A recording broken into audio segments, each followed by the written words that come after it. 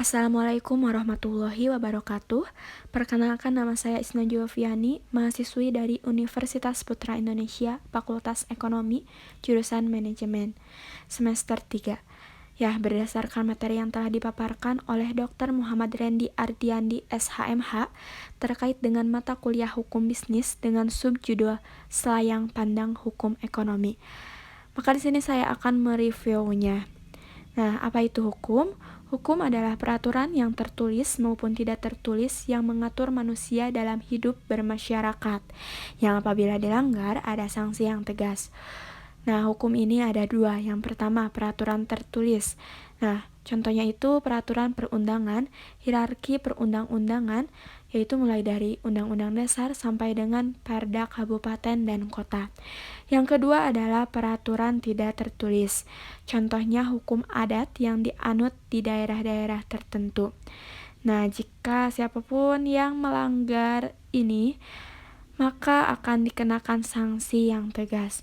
Nah, hukum ini ada hukum pidana, perdata, dan administrasi. Nah, contohnya kalau hukum pidana itu penjara. Nah, kalau perdata itu ganti rugi administrasi, penutupan izin perusahaan.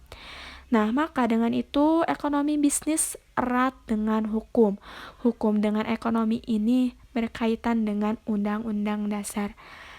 Lalu selanjutnya ada tujuan hukum, yaitu tujuannya untuk mencapai keadilan, kepastian, dan kemakmuran manusia dalam hidup bermasyarakat dan bernegara. Kemakmuran di sini yaitu ekonomi bisnis, agar di dalam aktivitasnya juga baik. Contohnya, keadilan dengan ekonomi adalah tentang perjanjian berkeadilan dan tanggung jawab. Lalu selanjutnya ada dasar pengaturan Undang-Undang Dasar Negara Republik Indonesia 1945.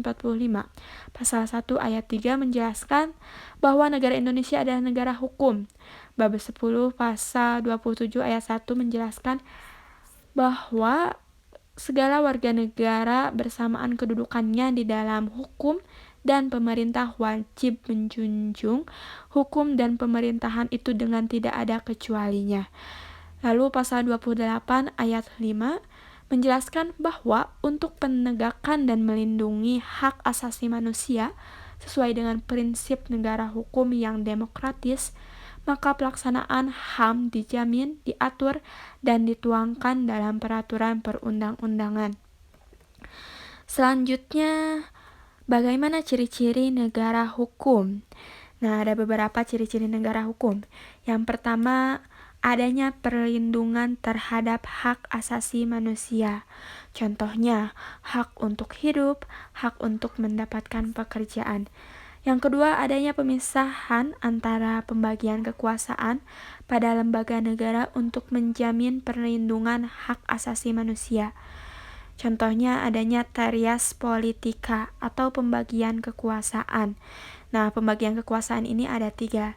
Yang pertama, eksekutif, legislatif, dan yudikatif. Selanjutnya adalah pemerintahan berdasarkan peraturan. Semua langkah gerak pemerintah harus berdasarkan aturan-aturan.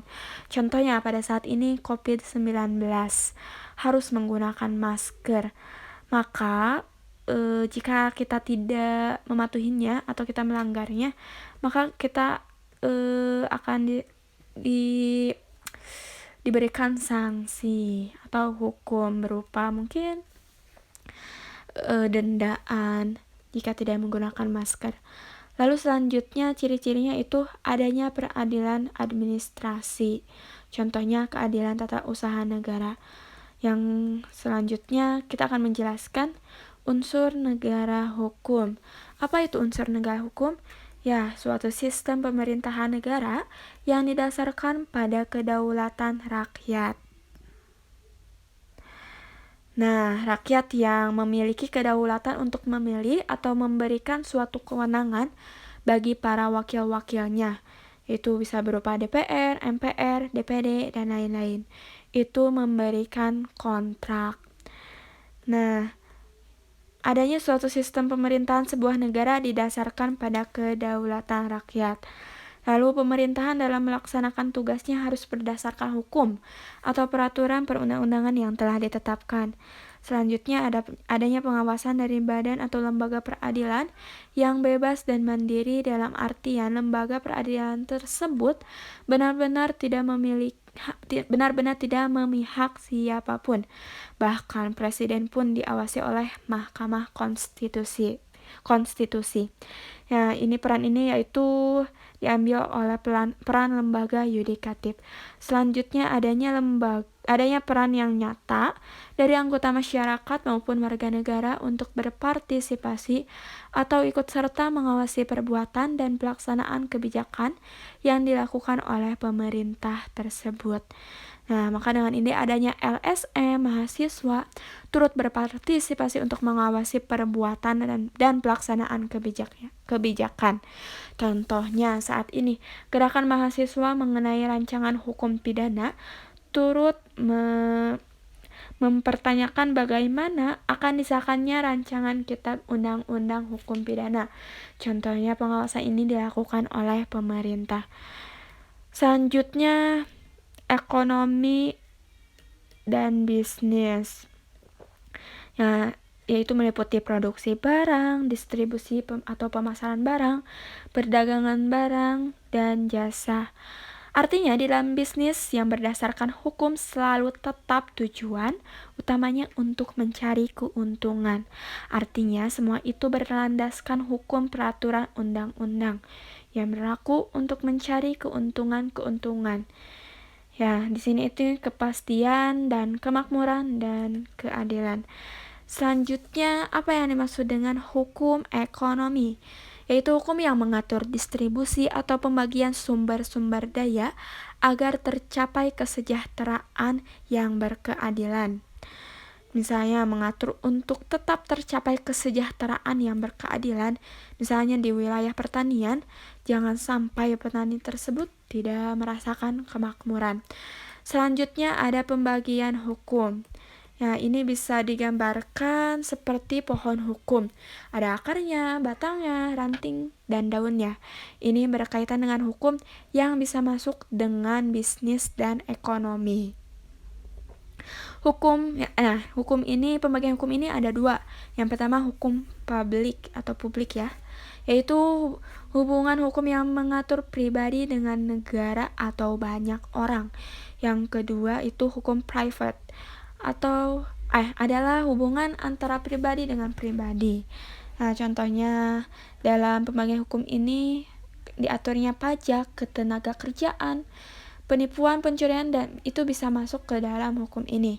Selanjutnya adalah prinsip-prinsip. Nah, ciri-cirinya itu adanya kegiatan ekonomi. Apa kegiatan ekonomi tersebut? Apa yang dilakukan dalam ekonomi tersebut? Lalu adanya keuntungan yang menjanjikan.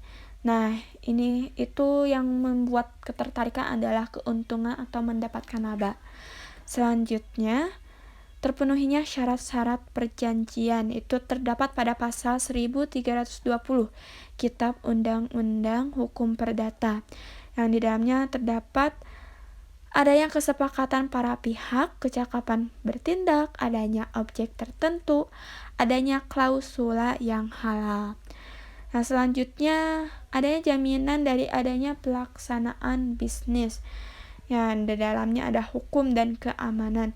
Contohnya, ketika kita berinvestasi, maka harus ada aturan dan keamanannya untuk nasabah ataupun konsumen.